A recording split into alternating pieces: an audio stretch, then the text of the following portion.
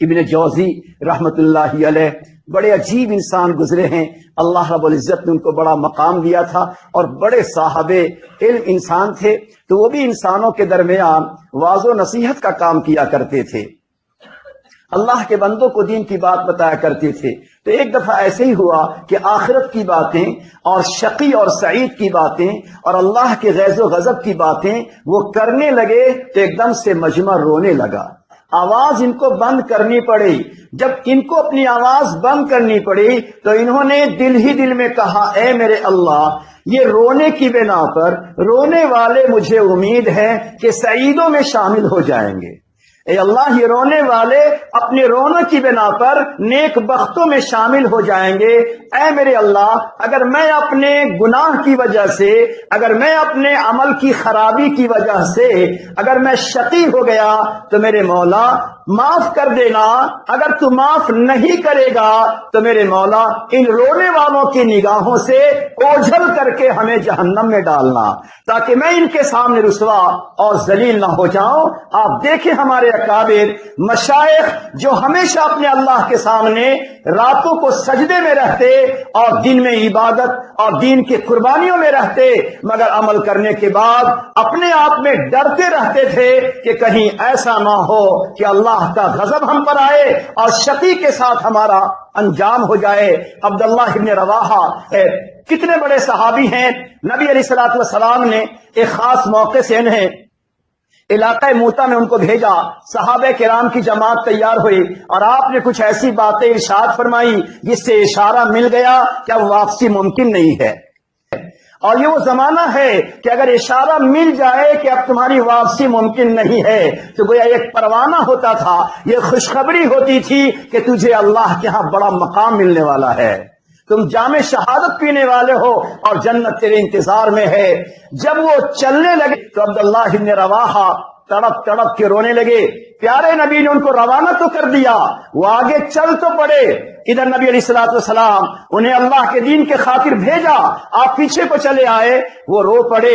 جو صحابی وہاں موجود تھے انہوں نے کہا، عبداللہ ابن رواحہ، ارے کیسی بشارت ملی ہے، اشارے اشارے میں تجھے جنت کی بشارت، شہادت کی خوشخبری مل گئی ہے، اب رونے کا کیا مقام ہے؟ کتنی بڑی بات ہے. زبان رسالت سے، پیارے نبی کی زبان سے گویا ایک شہادت مل رہی ہے، خوشخبری مل رہی ہے، مگر دل کا حال کیا ہے؟ جب کہا کسی صحابی نے یہ خوشی کی بات ہے نہ کہ رونے کا مقام، تو عبداللہ ابن رواحہ نے کہا، تمہاری نظر میرے نبی کی بشارت پر ہے اور میری نظر اس وقت اللہ کے ایک فرمان پر ہے. اللہ رب العزت فرماتے ہیں، وَإِن مِّنكُمْ إِلَّا وَارِدُهَا، تم میں جو بھی انسان ہے محشر میں آئے گا اسے پل صراط سے ضرور گزرنا پڑے گا. مجھے نہیں خبر کہ میں پل صراط سے گزروں گا تو پار ہو سکوں گا یا شقی کی طرح میں اس میں جہنم میں گر جاؤں گا.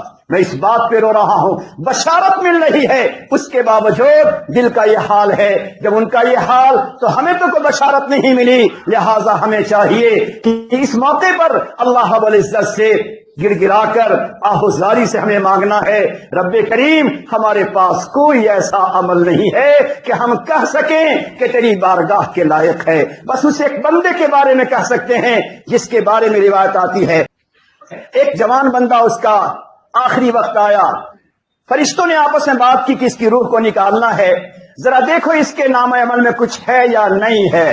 تو فرشتوں نے کہا کچھ بھی نہیں ہے، کچھ بھی نہیں ہے. پھر فرشتے نے کہا ذرا پھر دیکھو اس کے نام عمل میں کچھ ہے یا نہیں ہے. کہا کچھ بھی نہیں ہے. پھر اللہ نے کہا ذرا پھر دیکھو، تو کہا اس پروردگار جب اپنے بندے کو سعید بنانا چاہتے ہیں، نیک بخت بنانا چاہتے ہیں، اپنی نگاہ رحمت میں لانا چاہتے ہیں، تو کس طرح اللہ تعالیٰ چھوٹے سے عمل کو بہانہ بناتے ہیں. پروردگار نے کہا فرشتہ پھر دیکھو، غور سے دیکھو. فرشتے نے کہا اللہ کوئی نیکی نظر نہیں آتی.